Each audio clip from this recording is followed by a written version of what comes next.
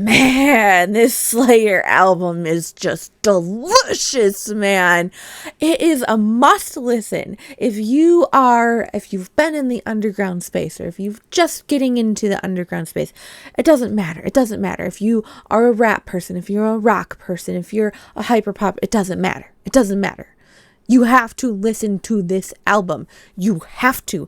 So it's just so freaking, there's so many things. It's seamless, these transitions. You've never heard anything like it. The Slayr, the guy's name is Slayr, Half-Blood by Slayr. He's counting dragons and breaking rules, he says, because Slayers slay dragons. It's so freaking cool. Okay, my name is Teresa. Welcome to my channel. I'm your millennial music auntie exploring the underground with you here. So let's get into Slayr's Half-Blood, and I'm going to break the whole album down for you. Let's go. So first things first in this album, it's just the Love Blur. Love Blur. The first track. I played the first track 5 times before I even went on to the rest of the album, okay? It's doing this thing where he's starting out in I don't know if you know theory. I'm sorry, I'm going to say a little bit of theory. He's starting it out in a B flat major key, which is like your normal happy key. And then he kind of goes in like the tonic, the main note that key is centered around. He goes to a half step above that and turns into like a modal type of like melody for a second. And then he goes back to like the major happy key. Like, you have to listen to the melody, okay? And the way that he does that is so interesting to the ear. I just had to keep playing it. I had to go figure out what the notes were on my piano, because I don't have perfect pitch, I have relative pitch.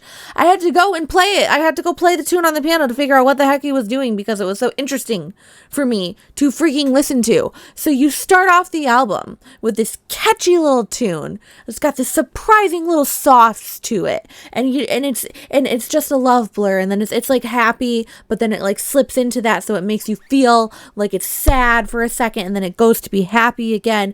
And so, and the lyrics are, I want to be the one that you love forever. I can see that you found another person to love, and I know it's all my fault. But it's in this happy tone, and so that makes you think of like Paramore, right? When they did what's the song called by Paramore?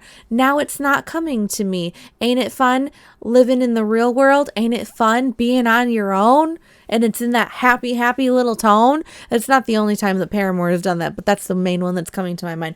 It's like that. It's like that effect. It's like, everything's burning around me. I don't have the person that I love. And it's just so well done. And the other cool thing, this first track, opening track, it's the perfect opening track for the album, because it sets the tone for the rest of the album, where you're getting all of the different flavors, because Slayr is doing like a rock trap sort of thing. You're getting some of the guitars, like some of the guitars are like very theatrical, like 80s guitar riffs, and then sometimes throughout the album you're getting like metal guitar riffs and things like that. And so you get a little bit of that, but then you get like the clean 808 types of beats from the trap, and sometimes you get rock drums, sometimes you get trap drums, like sometimes you get a blend of both, and your brain goes brrr, like so cool, right? So I'm looking at some of my notes where the transitions in this album are also very, very cool. And also with the vocals, he can sing, he can rap, he can do a harmonization, layer the vocals. It's just, there's just not a boring moment in the album, dude. And this guy, I said this on TikTok, he's got like 70,000 monthly listeners. The quality of this and the skill, the talent, the emotions, the innovation. I can't believe that's 70,000 monthly listeners. I mean, that's 70,000. You got a good following, but god damn, give him more. Everyone should hear this. This is why I'm making this video, right? Ooh, I'm shaking my camera. I'm so freaking excited. I'm shaking my camera. So then you go to second track is called Demigod. He's a demigod. That's where you're introducing like some of these acidic beats, but it's still really happy. You got these clear vocals, this catchy chorus, and these fun verses. More lyrics though here are talking about your depression through these bright melodies. It's very just specific, just gives you that very specific feeling, if that makes any sense. Then you go into the track Slappy Joe, where it really starts to showcase Slayr's flow, because that's where he really truly is rapping, and he goes with a very fast, very energetic flow, and it's very clear, and it's very just like punching at you, kind of gives you that aggression, you know? So it makes so that he can have that skill set. Then you go to the end of Slappy Joe, and you get this like squeaky, nasty, slimy beat, and it's very, very exciting. But then you get metal guitars on top of this like very slimy, experimental trap beat, and it's so fun. It's just so, everything about this is just so fun, man. I keep going back to this album. I don't know how many times I've listened to it in the past couple of weeks.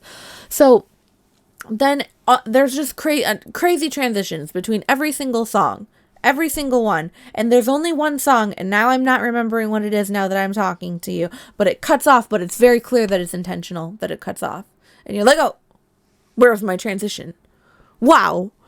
So you go into Never Going Down. You've got more of his crazy rap flow, crazy energetic, and then on top of this crazy nasty beat, which is like, it's a crazy contrast. Once you get here, you don't even realize how much of a contrast this is to the opener of Love Blur. It's like, whoa, like I'm taken into these different worlds, right?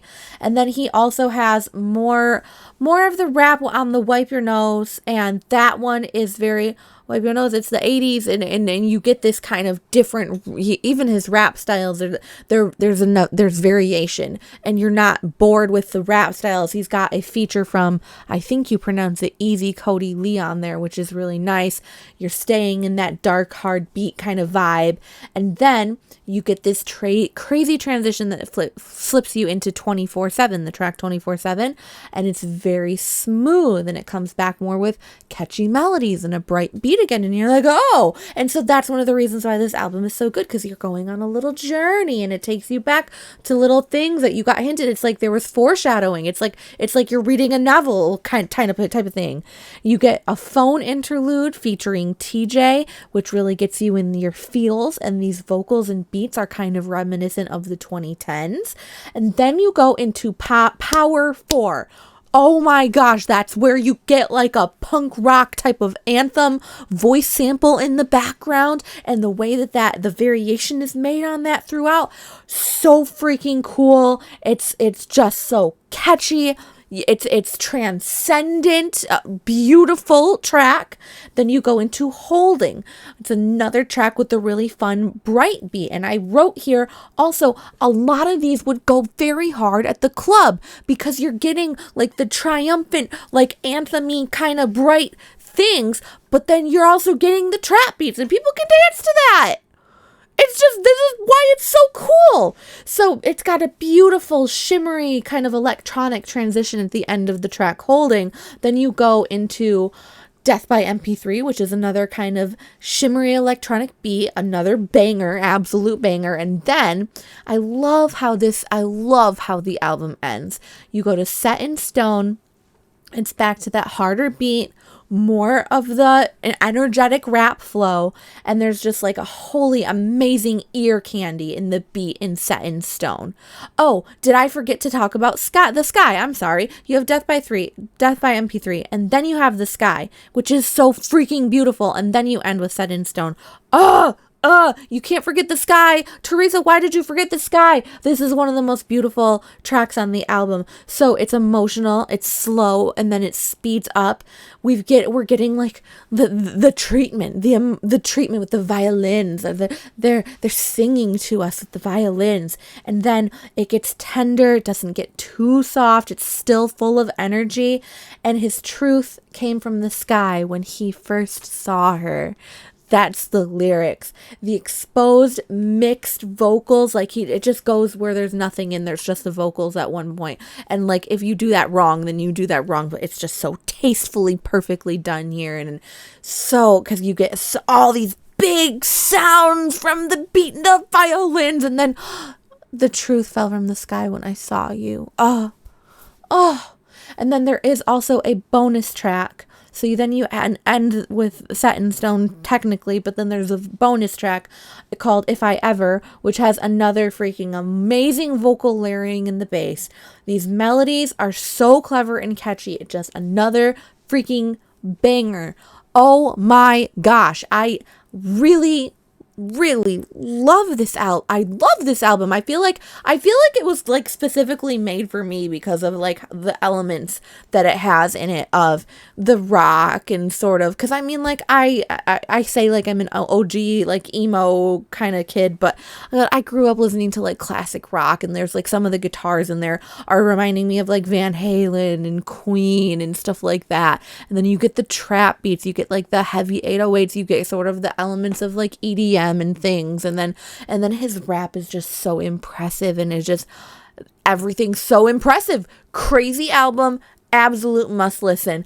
Let me know what you thought of this album, and hit like and subscribe here, because we're gonna keep exploring more music in the underground. I do some of the more prominent ones, like my last video was about Two Hollis, and then this one was he's a little bit lesser known Slayr here, and we're just going with it. All right, thanks for sticking around, guys. I'll see you in the next one. Bye.